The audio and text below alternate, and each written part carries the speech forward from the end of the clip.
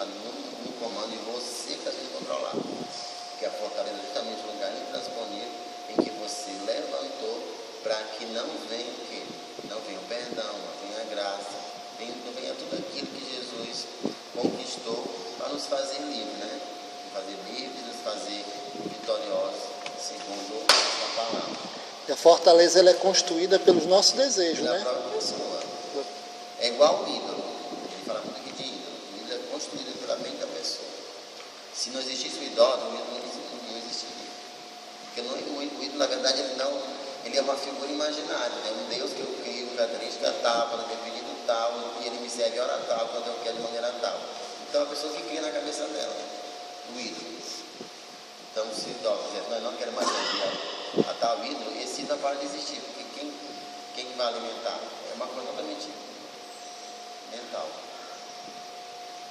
Então, no reino de Deus, você tem toda a graça necessária para ver com vitória, que eu estava falando. Para isso, as áreas que não podem ser controladas por você precisam ser demolidas. Estamos presos à área de nosso passado que arrastamos para a nossa vida com Cristo. Estava essa semana ouvindo um áudio. Aqui vem isso. Esse é o discipulado 4. Né? Trata sobre fortalezas, né? E o pregador estava falando que às vezes nós vivemos no presente um passado melhorado. Presente, passado melhorado. Nós vivemos no presente um passado melhorado. Mas em que aspecto? Porque a gente O passado ainda domina, né?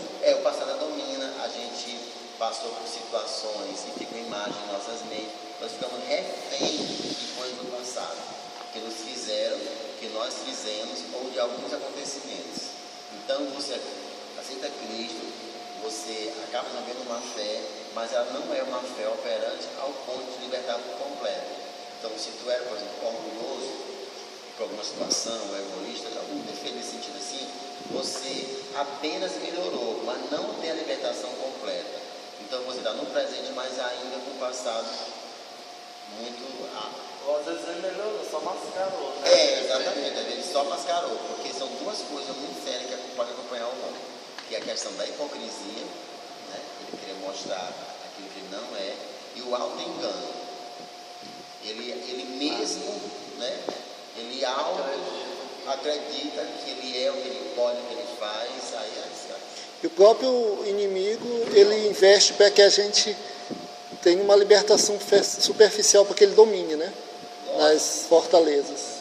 Ele monta e te domina. O inimigo, ele nunca vai impedir de você confessar Jesus ou servir a Deus. Ele impede, ele atrapalha, ele não vai fazer isso. Pode ser um pouco a gente mesmo, que ainda não está querendo largar. Mas tudo parte da gente. É tudo parte de nós mesmos. Porque a palavra é muito clara quando ela fala que Cristo nos transportou do inferno das trevas para o reino da luz.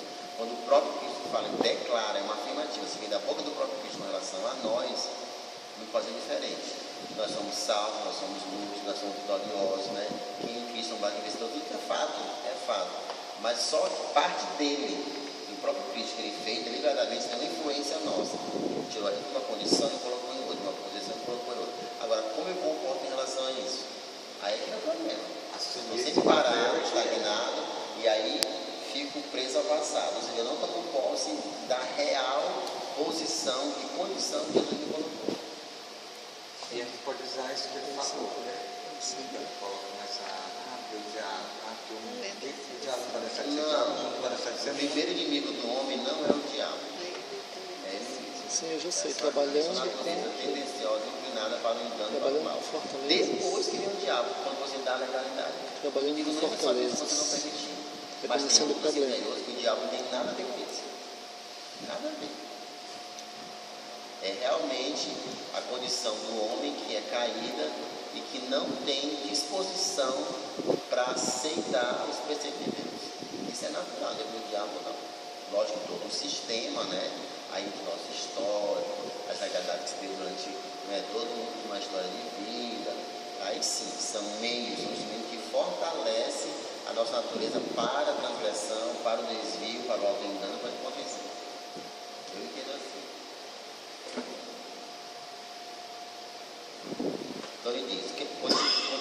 trabalhando com respeito e temor a Deus para completar a salvação.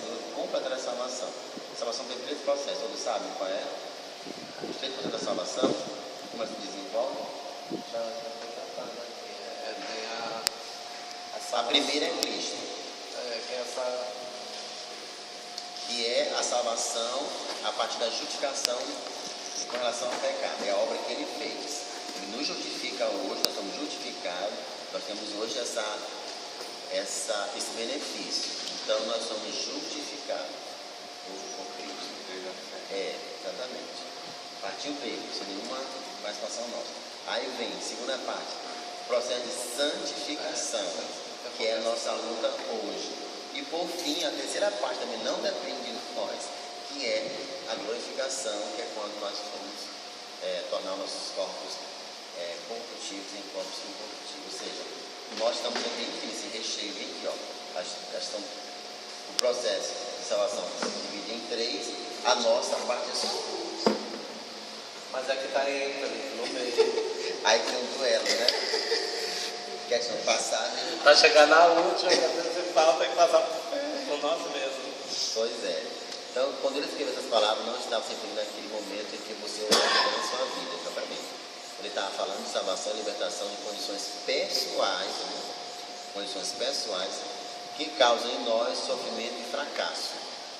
Sentimento de fracasso, aquela coisa de derrota, eu não consigo, eu não posso, que as pessoas podem, não posso. Aí vai entrar as síndromes, né? A síndrome pelo menos, a síndrome daquilo, a síndrome daquilo outro, e você não morre.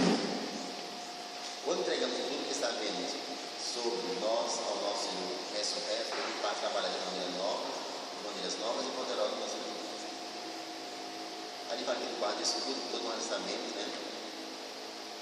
Ali fala que por essa razão passaremos pelos quadros do seu passado, expondo áreas que podem ser fortalezas e estão abafando a cura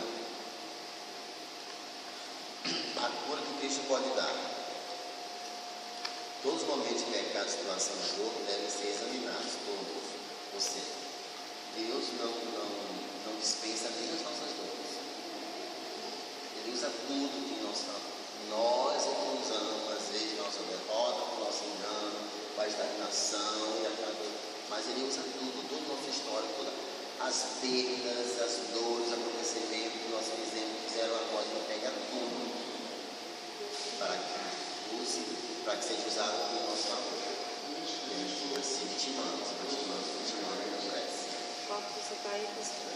Estou na página 70 do livro da 7ª semana.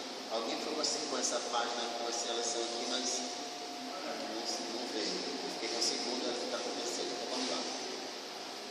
Todos os momentos de pecado, situação de dor devem ser examinados, lógico, para ver libertação de fortalezas e precisa lidar com as raízes dos problemas. Raízes, nós falamos na questão de sexualidade, por exemplo, né? Ele falou, não, isso aí não é a raiz, isso aí é um sintoma, é uma consequência de algo que aconteceu lá atrás, e não foi resolvido, não foi examinado, não foi tratado. E aí acaba tendo como sintoma. Então é preciso lidar com as raízes dos problemas, pecado, experimento, as desgraças, tá vendo? O pecado que você cometeu, o experimento, ou seja, o que lhe fizeram e as desgraças, ou seja, os acontecimentos. Porque nós somos filhos de Deus, que nós não vamos passar por situações que o ímpio passa, no sentido de acontecimento, um acidente de carro, uma enfermidade, um desemprego, né? E aí? Vou ficar arrependido disso? Que a palavra de Deus falou, opera para ver aqueles que estão dentro. Não pode ter fortaleza. Aí, se você não se apegar a palavra e viver, você vai ficar da mesma forma que um ímpio fica. Né? Ou seja, aí volta a dizer, vamos ver no presente e o passado melhorado. Amém? Então, seguindo, ele fala aqui, observe a ilustração. Aí é uma bobagem. Um monte de desenho feio, então, ela demonstra as raízes, vamos direto para Efésios capítulo 4, versículo 22. Ele fala assim, o que devemos jogar fora? Quem pode ler? Efésios 4, 22. O nosso grande problema, mas, é é que nós lutamos com relação aos pecados. Ele deixa a gente fragilizado, veja. Eles são uma grande dificuldade para o ser humano, livrar dos pecados, sim. Mas a Bíblia é muito clara quando ela fala sobre natureza pecaminosa. E nós entendemos isso, nós somos inclinados, tendenciosos, impulsionados, motivados pela natureza pecaminosa e pelo poder que há nessa natureza, nós vamos lidar melhor com aquilo que gera, com aquilo que parte da natureza, que são os pecados. Certo? O Watchman fala muito bem sobre isso. Quem? O Watchman. Pecado é o que eu sou, natureza. Pecados é o que eu faço. Pecado é a árvore. Pecados e assim vai. Então eu fico lutando com um pecado, com um tipo de pecado, com um tipo de situação, e eu não trato a natureza, que deve estar onde? Que a palavra diz. Que a carne, a natureza deve estar crucificada lá na cruz, com todas as suas paixões e desejos. De que eu trato, de que eu reconheço e eu começo a ter uma relação correta com essa minha tendência para a hipocrisia, para o auto-engano, aí eu vou ter domínio sobre a minha vida. Isso é a inclinação de fazer as coisas erradas. Não é os pecados em si, é o pecado, a natureza. Então ele fala, Paulo está constantemente se referindo à nossa natureza, a nossa velha natureza. Ele diz, a velha natureza foi o quê? Nós já abandonamos, já faz parte do passado, somos hoje nova criatura, pronto.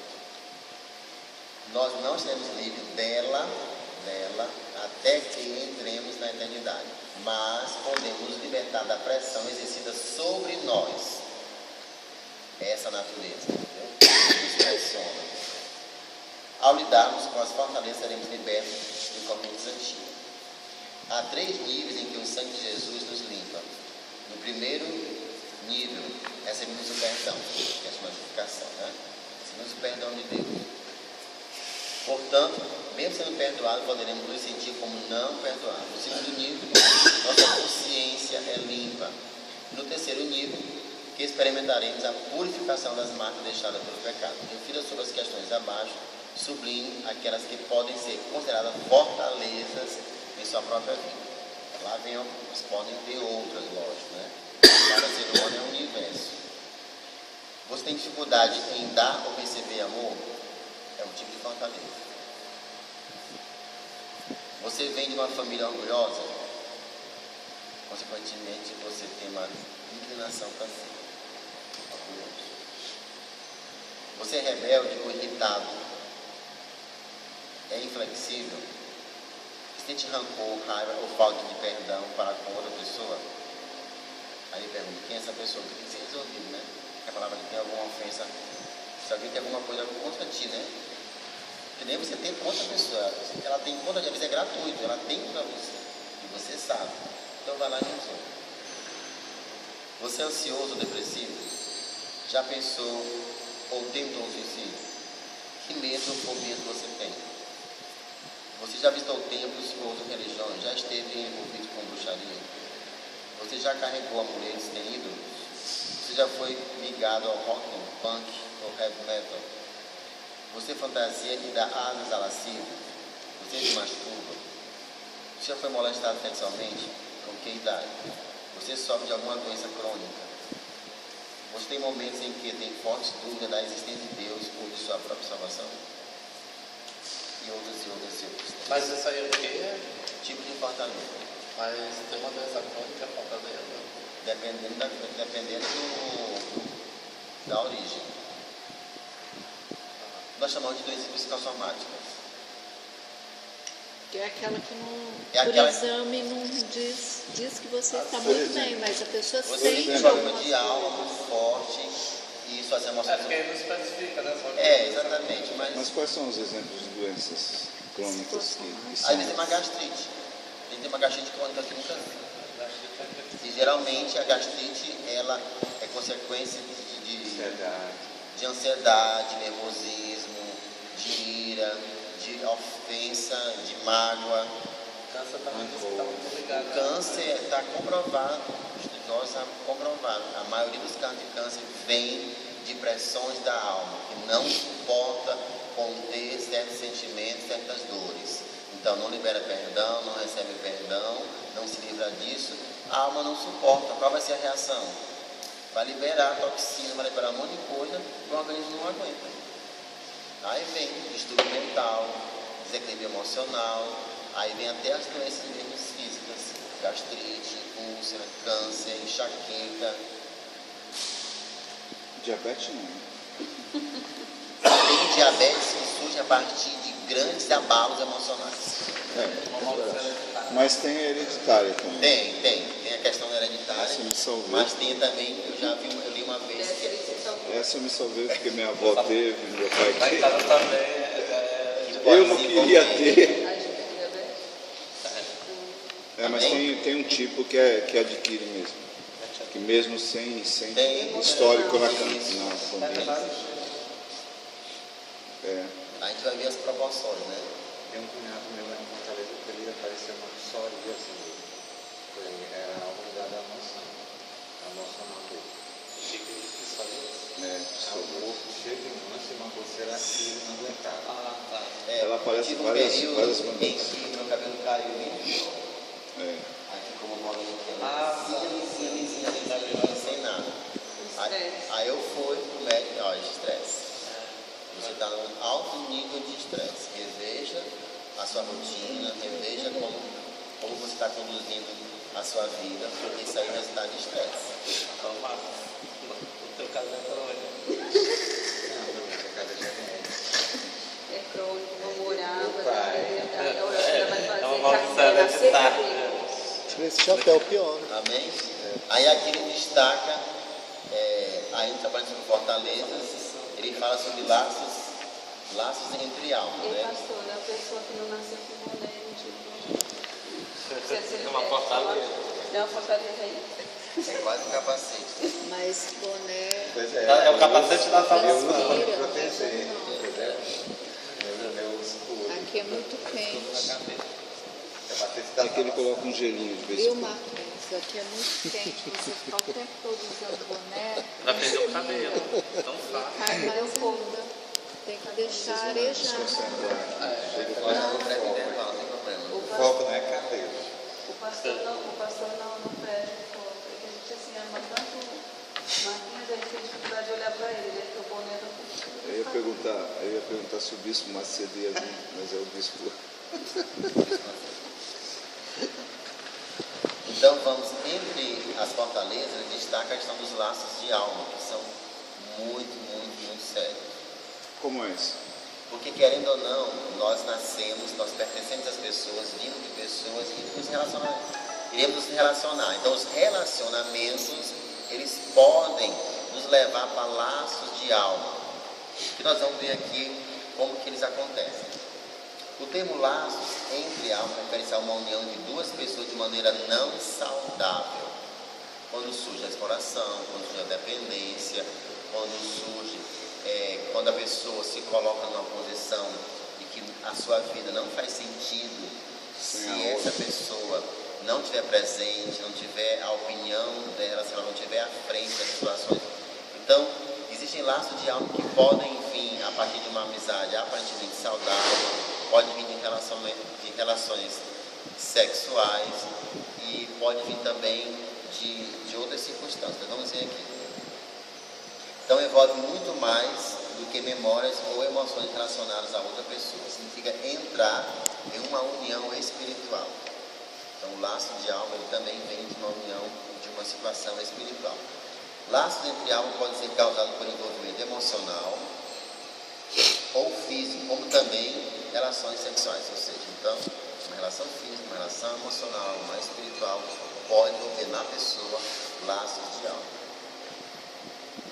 Pode ser uma união com pais, aparentemente normal, mas pode desencadear amigos, irmãos ou irmãos ou irmãs de maneira não natural.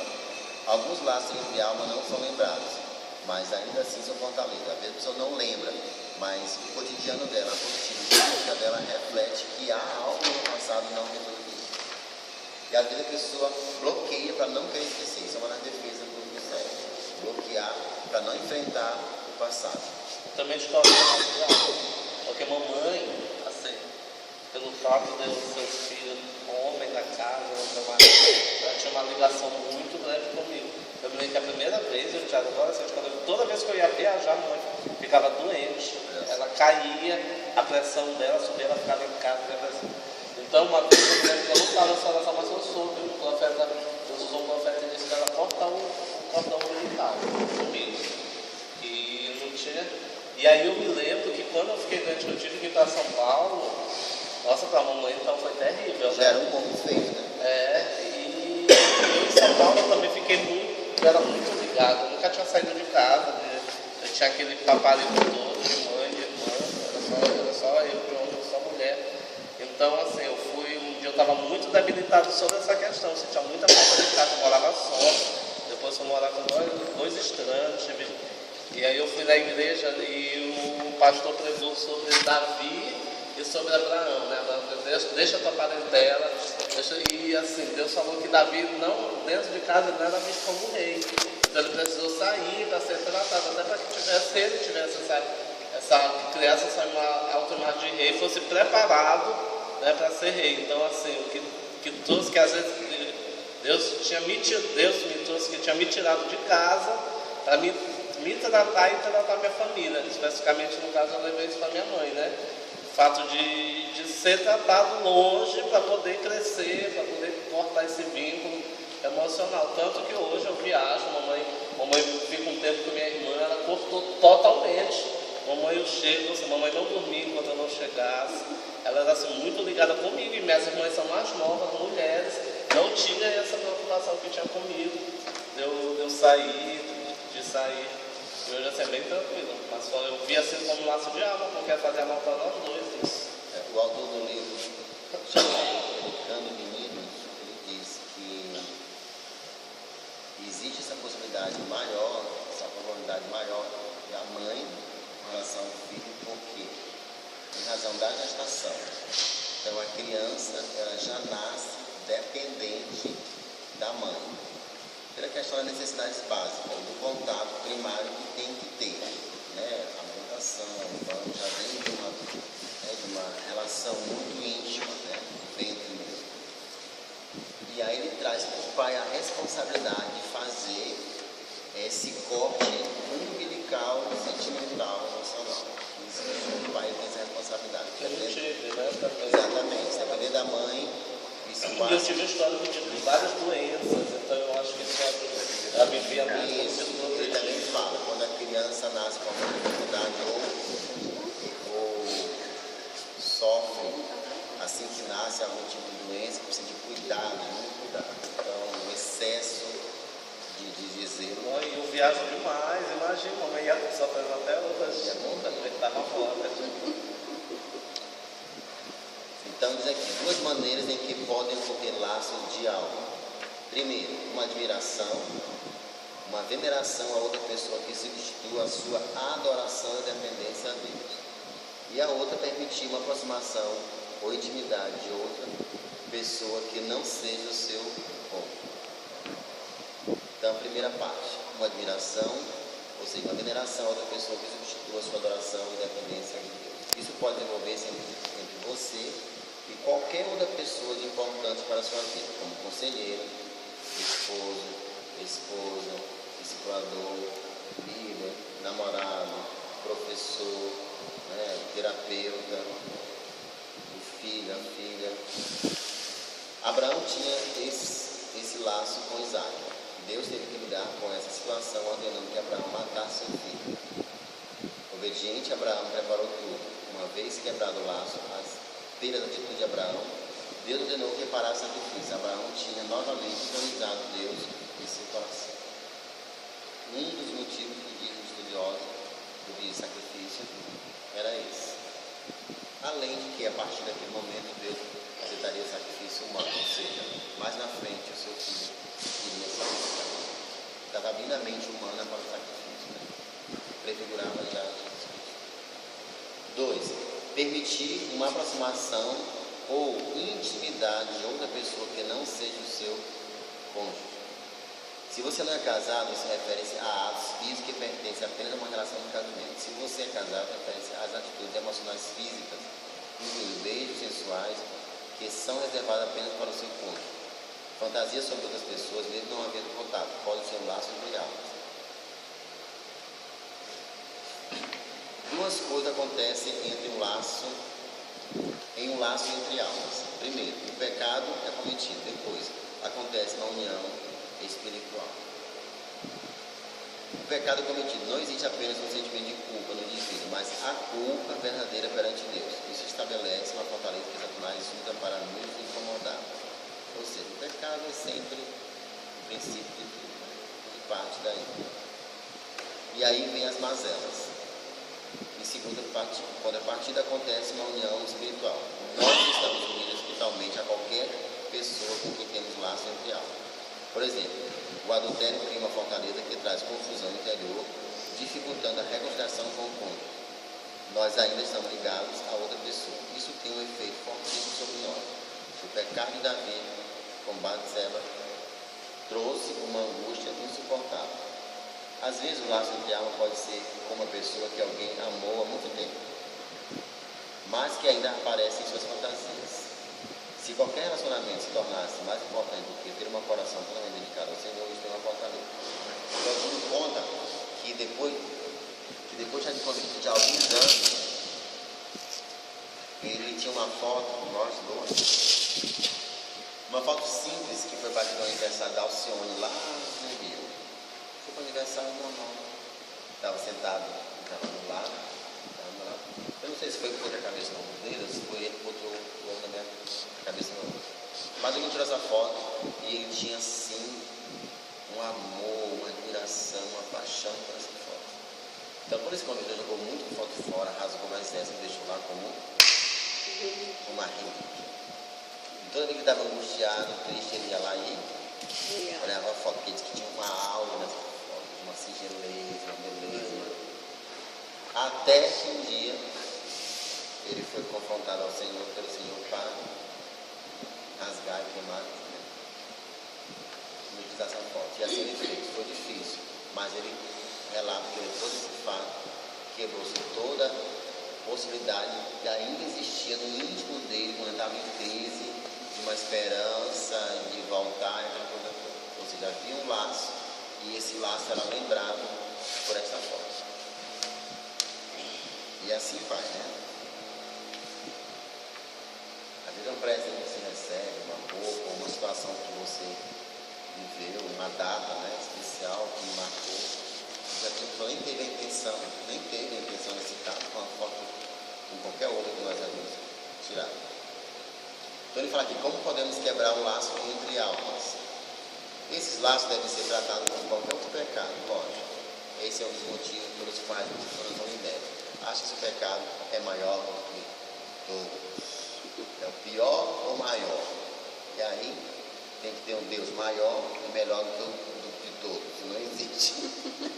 Só existe um único Deus. Cada um deve ser tratado separadamente. Isso inclui confissão, lógico. Tem que confessar antes. Primeiro tem que assumir que isso é prejudicial para mim, né? Tem que reconhecer isso. A confissão é a parte do reconhecimento, embora não seja seu, mas você é levado pelo Espírito a reconhecer isso. Você reconhece para você, aí já se quebra uma fortaleza, né? E você confessa diante de Deus, diante dos homens. Então isso inclui confissão, chamado pecado pelo seu nome específico, renunciando não apenas ao pecado, mas também a todo o prazer desfrutado dele. Esse é o grande problema, né? O pecado, ele não é ruim, né? As consequências que é a desgraça. É muito importante que você compartilhe com outra pessoa a sua confissão, né? Fala aqui a palavra, Tiago 5, 16 é muito claro.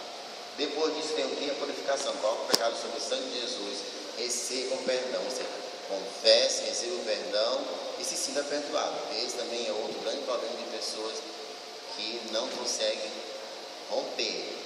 Confessa para o Senhor, confessa para alguém, mas não vive os benefícios, as riquezas do perdão.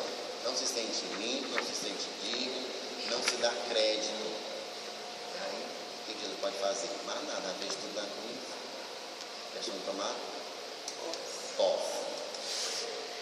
Então, coloque o pecado sobre o sangue de Jesus, receba o perdão e fique no quarto escuro até que seu espírito sabe que Deus o purificou. A questão do quarto escuro é a relação pessoal com Deus. Finalmente vem a reflexão. O que motivou o estabelecimento desse laço nupcial? Foi a solidão, curiosidade sobre o sexo, raiva de determinação de machucar alguém? É aquilo que eu sempre falo quando eu digo confessar um pecado. Como isso aconteceu na sua vida? Você consegue discernir o caminho, quando tudo começou?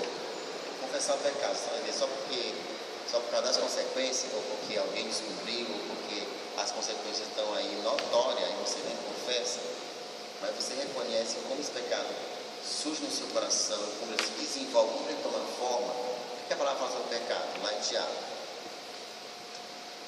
Ele fala, Tiago capítulo... O processo, né? Fala do processo. Isso.